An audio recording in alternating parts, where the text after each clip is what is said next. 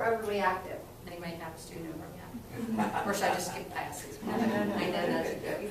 Okay, and so you'll enjoy this. It's the latest doll for hyperactive children.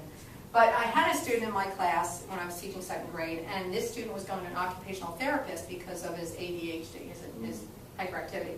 And you know, I started out as a special ed teacher, so I knew occupational therapists, but I hadn't really heard an occupational therapist used for that purpose. And that occupational therapist was telling me that what this student needed to use was the program, How Does Your Engine Run? Now, anybody happen to know that? I didn't know that program. And I thought, okay, you know, I'm willing to do whatever for each child, but, you know, I do have like 25 students, and how am I supposed to remember to do this with this one and this one? That's the problem with DI. How are you going to do it? How do you remember, you know? So I thought, well, once I understood the program, well, I'll just use it with everybody. Because it was kind of like in the middle of the year, and I did have other students who needed to calm down and have. So basically what it is, and I, again, made these posters up in the class. You have an internal engine. Imagine you have an internal, it's like an energy level. Your energy level, the high engine level is for running, recess, when you're very excited. If you're scared, worried, angry, annoyed, nervous, that's your high engine level.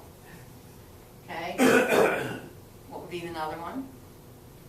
That's high, low. There we go. You see how nicely you're listening? Low engine level. And that's for when you are sleeping, sick, probably not here. Not in the classroom, not there. So then you have a just right energy level.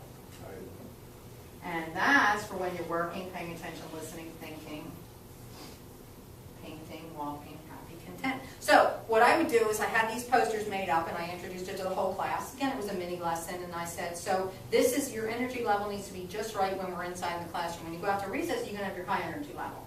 And if somebody got sick, we'd say, oh, they have a low energy level, they're not feeling well, they need to go home because your low energy level is better for when you're home in bed.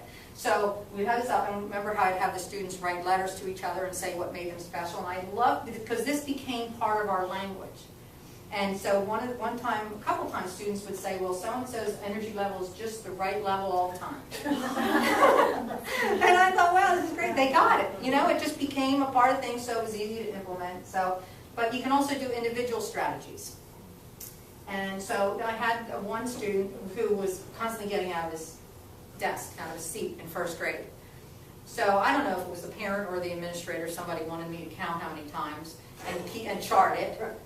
And I thought, you know, I have been there, done that, and I'm older than hopefully I look, but I have done that so many times, and I thought, you know, how about this? How about this concept? How about if I just keep him in his desk?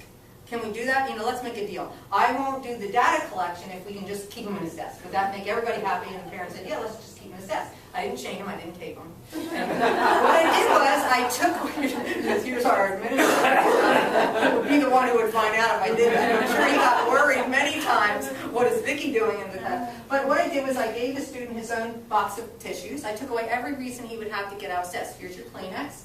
And I gave him his own trash bag that I taped on his desk. Every week he had his own trash bag. And then I told him, by the way, when you finish your work, you don't need to get up and give it to me. Just raise your hand. I'll be happy to come and get it. And so we did that for like about half the year. So then I thought, because he just knew there was no reason to get out of his seat, except for when everybody left. So then he was doing fine, great with that. So then I gradually removed that, where I said, okay, now what I'd like you to do is, these batteries, you may, let's try this. Just get up to turn your paper and let's see how that goes. I think you're ready for it. I think you're good. You can just do that. That's the only reason you're going to get it. He goes, okay, yeah, I can do that. And they did it. So it was a lot easier than taking a little. I'm not against data collection. Assessment's going to be ongoing, but anyway, it's a lot of work. So here's another accommodation for an